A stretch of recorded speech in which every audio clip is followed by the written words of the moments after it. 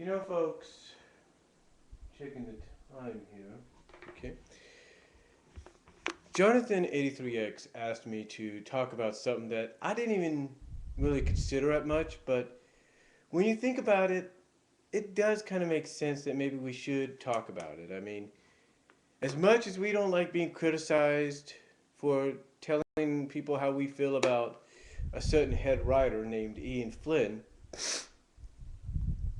the truth is we can't really blame anybody for feeling the way they do. You know, basically being in support of what he does and enjoying his stories. I mean, when you think about it, to those that support his stories, you know, to them it's like a breath of fresh air. It's like it's like when you go to the store and you see the produce people putting out fresh vegetables and fruits. And you know, being somebody that's worked in groceries before, usually, as the old saying goes, you put the old first, the new last.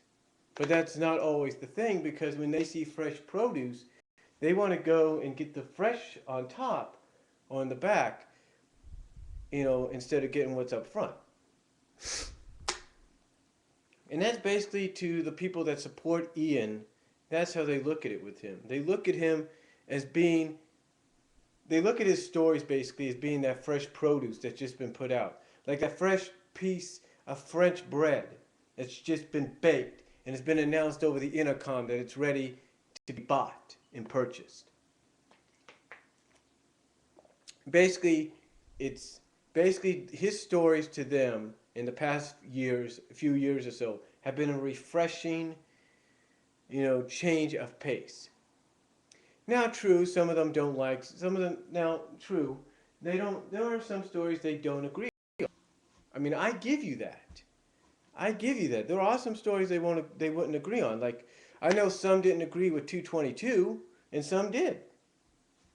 You know, and they will, and they are the kind of fans, whether we like to agree with them or not, and whether we like the fact that they criticize us or not, you know, they are the kind that will still call Ian Flynn out on some of his flaws.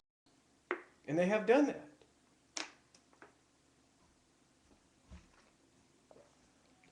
You know, one fan in particular I've talked about a lot is Ezekiel 300. You know, he constantly goes on and tells me and a few other fans that, hey, how can you be upset with Ian with what he did in 230? Basically, what he did in 230 was cleanse Sally of all the bullshit that Ken Penders and Carl Bowlers shitted on her during their run. And you know what? He's got a right to his opinion. And you know, when you think about it, he does have a point. I mean, Ken Penders and Carl Bowlers, when you think about it, uh, basically have essentially done what he said. They, you know, they shitted on Sally's character at times. I mean, you know, one of the things he brings up a lot is 134. And everybody's like, come on, drop it, leave it alone, that's in the past. And you know, they have a right to say that. But, you know, to him, that's one of the things that Ian Flynn cleaned up with 230. Or one of the main things. You know, and it's fans like Ezekiel 300 that, you know, whether we like them criticizing us and making fun of us, you know, they have the right to do that because if they believe Ian Flynn is that breath of fresh air and that his stories are original, then so be it. I mean, you even have fans that come out and say, look, Ian himself is even trying to tell you he's not at fault with some of his stories. There's a fan that's on the Saturday Morning Sonic forums that pointed this out, thanks to LaserX5 posting the quote, that basically Ian's not really to blame. You know, Ian can come out in an interview and say, well, yeah, this was my idea to do this and my idea to do that. But yet, there's even somebody that sounds like he's defending Ian that doesn't believe what Ian's saying. And doesn't believe it's Ian's fault for what happened, what's been currently happening in the comic for the past almost 7 issues now. You know, you can't You can't blame him for that. But then again, if he comes out on national podcast radio and says, hey, it was my idea, you got to take him for it. I mean, yeah, I understand head writers got to do their best to throw you curveballs and say, oh, this is what I'm going to do. Whoops, wait a minute, I meant to do that. I mean, I can understand they have to do that. And everybody understands that. I mean, quite frankly, who doesn't?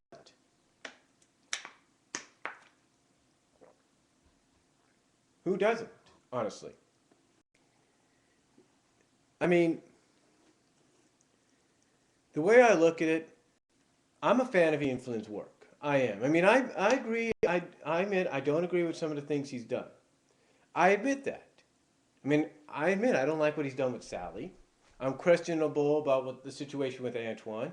And Bunny, well, I'm positive on that one because I know if she gets cybernetics and all that, legionized, if you will, it'll be a good thing, not a bad thing. That's the way I look at it. I think it'll be a good thing, not a bad thing. You know, and the truth is, they have a point. Whether we want to admit it or not, they do have a point. We don't know what Ian's got planned just yet. We don't know it, and we never will know it. I mean, yeah, I mean, Ian Flynn comes out. I mean, Ian Flynn, give him credit. I gave him credit. He came out and said, look, some of you are within the ballpark of knowing what I'm going to do. But the truth is, are we? Truth is, are we in the ballpark? Are we there? Are we even in the vicinity of that?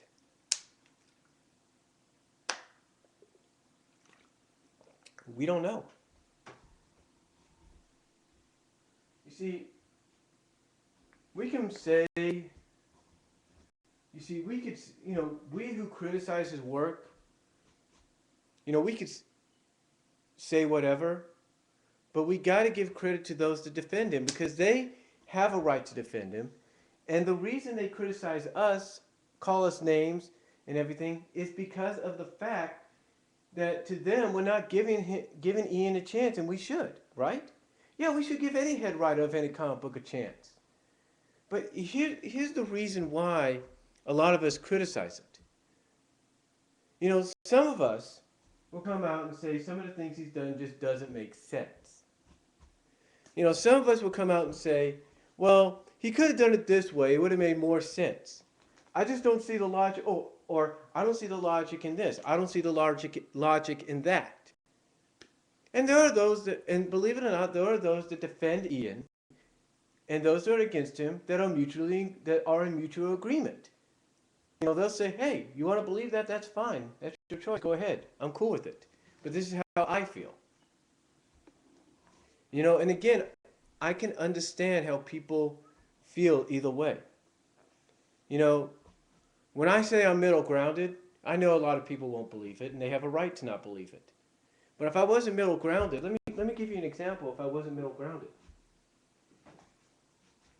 if I was mostly about this, and this is one of the main reasons, some fans are upset right now, the fact that these characters, with the exception of Amy, Tails, Big, Cream, Knuckles, Silver, Shadow, Rouge, Sonic himself. I mean, Ian Flynn has come out and said, look, there's a person at the Deviant account that posted something that Ian put up online. He said, look, Ian basically listed in a comment, because he did that journal he did a few weeks ago on his Deviant account. Well, he basically explained why basically why he had targeted some of the original comic book characters and the Satyam characters. Because of Sega's restrictions, he can't do much with the game characters. He cannot allow them to grow. And I believe, even though he'll come out and say, hey, looking back at my other M webcomic, it probably wasn't the best idea to write it. I'm betting anything. He's looking back at that now and thinking, wow, I am so glad I got that out of my system. I'm so glad that is out of my system. And you know what? He should be glad. He should be happy it's out of his system. You know why? Because as long as it's out of his system, I think that's why he's kind of, even though he doesn't like the fact that he cannot allow he cannot write those game characters any more than he can, at least he knows he got that out of his system years before he jumped on board. But here's one of the reasons they defend him. They defend him and criticize those that are against him. I mean, they say, look, he's come out and admitted to the world that it's not all his fault. All right? It's not all his fault that he can't do this and he can't do that.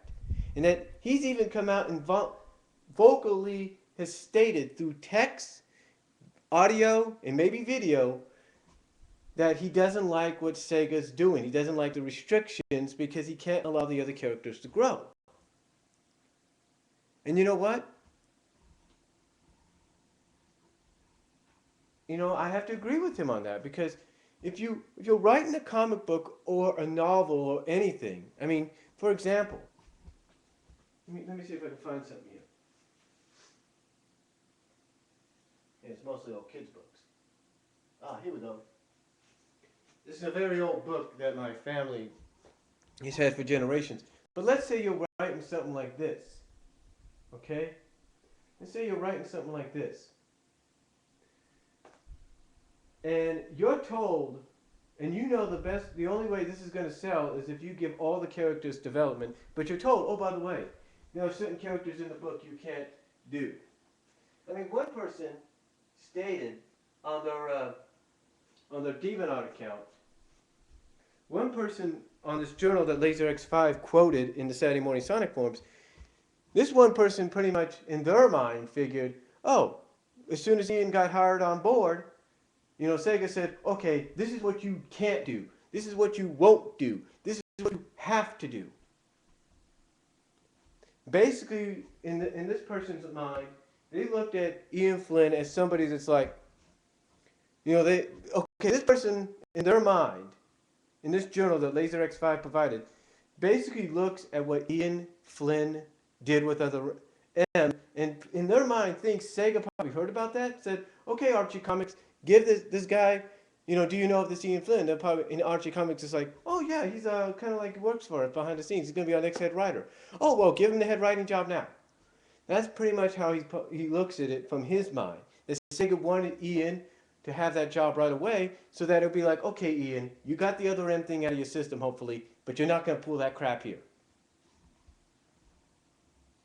So basically, I think, so basically getting back to what I was saying, that is why a lot of fans defend him, because they say, look, at least he's coming out and saying some of the decisions are not his fault. I mean, like I said before, if he goes, like I said, you got to believe a word he says. If he goes on, like I say, national podcast like he did a week or so ago, and says, oh, look, 175 to 177, that was my idea, but it backfired in my face because nobody believed it. Nobody bought it. And that's why we're doing what we're doing now. So, if that's why he's doing what he's doing now, then you got to believe him. And that is why a lot of fans who are fans of his work and look at him as a breath of fresh air, as that fresh bag of produce that just came out and everything, that fresh smelling French bread that just got baked and is ready for sale. That is why they defend him so much against those that criticize his work. Because basically, in their minds, and whether you agree with them or not, he is not at fault with some of the things he does. And there are some things that he has done that has been, a great addition to the comic and have been great storytelling elements of the comic. So that's all I'm going to say on it. And I want to thank Jonathan83X for giving me the idea to do this video. And I will talk to you all later. Comments are welcome down below. Because apparently, even though it says the unlimited time limit deal, I only got 15 minutes. Peace out.